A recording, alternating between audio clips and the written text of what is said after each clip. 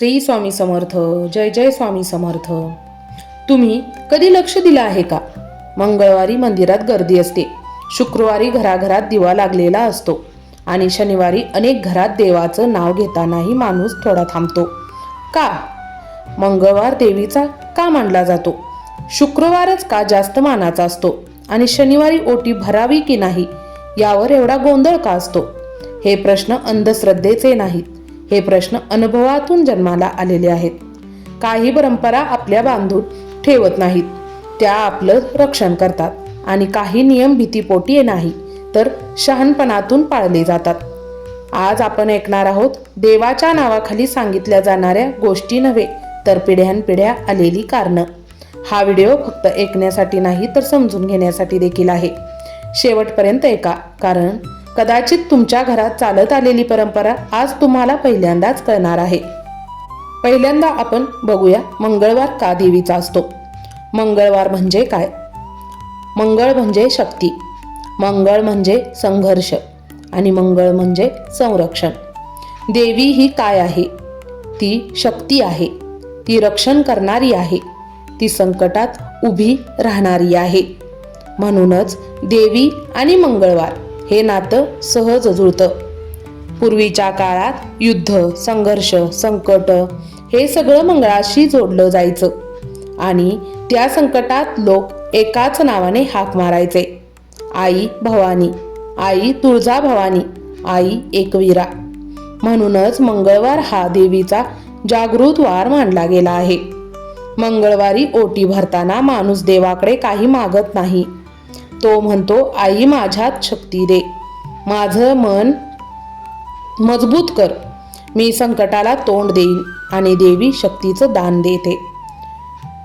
शुक्रवार का जास्त मानला जातो? आता हा प्रश्न ऐका, पण नीट ऐका. शुक्रवार म्हणजे शुक्र आणि शुक्र म्हणजे सुख, समृद्धी आणि सौभाग्य.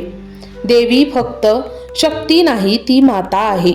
आई घर चालवते, घर भरभटीला आणते. म्हणूनच शुक्रवार हा देवीचा सौम्य आणि कृपादृष्टीचा वार मानला जातो.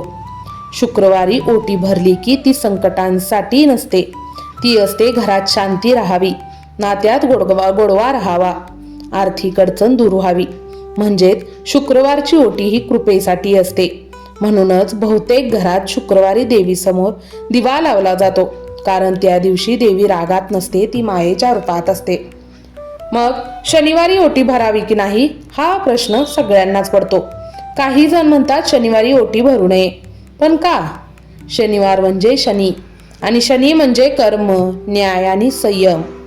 शनिदेव रागीट नाही, तो न्यायप्रिय आहेत. शनिवारी ओटी मागण्यासाठी भरू नये, पण कृतज्ञतेसाठी भरायला हरकत नाही. फरक समजून घ्या. जर शनिवारी तू भीतीपोटी ओटी भरत असशील, काही वाईट होऊ नये म्हणून, तर ती योग्य नाही. पण जर शनिवारी तू शांत मनाने म्हणत असशील, आई मला जे दिलंस त्याच्याबद्दल धन्यवाद आहे, तर ती ओटी देव स्वीकारतो. म्हणूनच काही कुलांमध्ये शनिवारी ओटी चालते, काहींमध्ये टाळली जाते, कारण कुलपरंपरा ही सगळ्यात मोठी शास्त्र आहे. एक अशी गोष्ट जी तुम्हाला माहीत असेल किंवा नाही, वार महत्वाचा आहे पण भाव त्याहूनही महत्वाचा आहे. मंगळवार असो, शुक्रवार असो किंवा शनिवार, जर मन शुद्ध नसेल, भाव शांत नसेल तर ओटी फक्त विधी राहतो.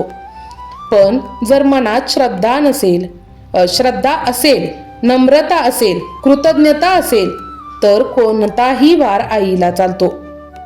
म्हणूनच पूर्वज म्हणायचे, वार पहा पण आधी मन पहा. हा भाग तुम्हाला कसा वाटला नक्की कमेंट करून सांगा, कारण इथेच श्रद्धा आणि अंधश्रद्धा यातला फरक कळतो. तर भेटू लवकरच पुढच्या अशाच एखाद्या व्हिडिओमध्ये. तोवर काळजी घ्या. धन्यवाद, धन्यवाद, धन्यवाद.